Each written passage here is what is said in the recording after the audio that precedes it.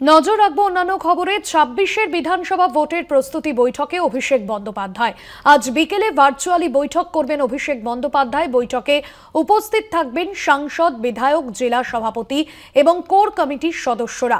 আর সেই বৈঠকে কি বার্তা দেন ডায়মন্ড হারবারের সাংসদ অভিষেক বন্দ্যোপাধ্যায়, এবং সেই দিকেই নজর থাকবে, কারণ ২৬-এর বিধানসভা ভোটের প্রস্তুতি বৈঠক এবং সেই প্রস্তুতি বৈঠক থেকেই নীল নকশা তৈরি করবেন অভিষেক বন্দ্যোপাধ্যায়। আজ বিকেলেই ভার্চুয়ালি বৈঠক রয়েছে অভিষেক বন্দ্যোপাধ্যায়ের, আর সেই বৈঠকে উপস্থিত থাকবেন সাংসদ, বিধায়ক, জেলা সভাপতি ও কোর কমিটির সদস্যরা। বিধানসভা নির্বাচনের আগেই এই বৈঠক বলেই জানা যাচ্ছে এবং এই বৈঠকে একাধিক বিষয় নিয়ে আলোচনা করা হবে। ২৬-এর বিধানসভা ভোটের প্রস্তুতি বৈঠকে অভিষেক বন্দ্যোপাধ্যায়।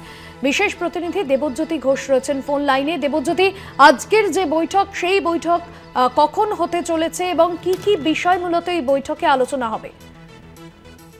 দেখো, তৃণমূল কংগ্রেসের অল ইন্ডিয়া সাধারণ সম্পাদক অভিষেক বন্দ্যোপাধ্যায় বিকেল ৪টের সময় ভার্চুয়ালি বৈঠক করবেন।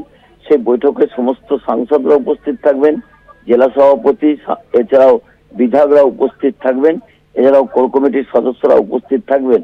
২৬-এর বিধানসভা নির্বাচনের প্রস্তুতি হিসেবেই এই বৈঠক, এবং তৃণমূল কংগ্রেসের পক্ষ থেকে যে দুটি ইস্যুকে অত্যন্ত গুরুত্ব দেওয়া হচ্ছে, এসআইআর যে প্রক্রিয়া পশ্চিমবঙ্গে শুরু হয়েছে তা নিয়েও রাজনৈতিক প্রতিবাদ যেমন করবেন, এবং বাংলা ভাষার উপর যেভাবে গোটা রাজ্য জুড়ে মূলত বিজেপি শাসিত রাজ্যগুলোতে আক্রমণ হচ্ছে তা নিয়ে তৃণমূল কংগ্রেসের প্রতিবাদ কিভাবে করবেন তারা।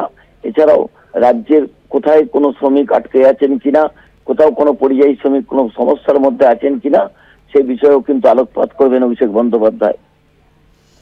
একদমই ধন্যবাদ জানাবো দেবজ্যোতি ঘোষ ছিলেন আমাদের বিশেষ প্রতিনিধি ফোন লাইনে।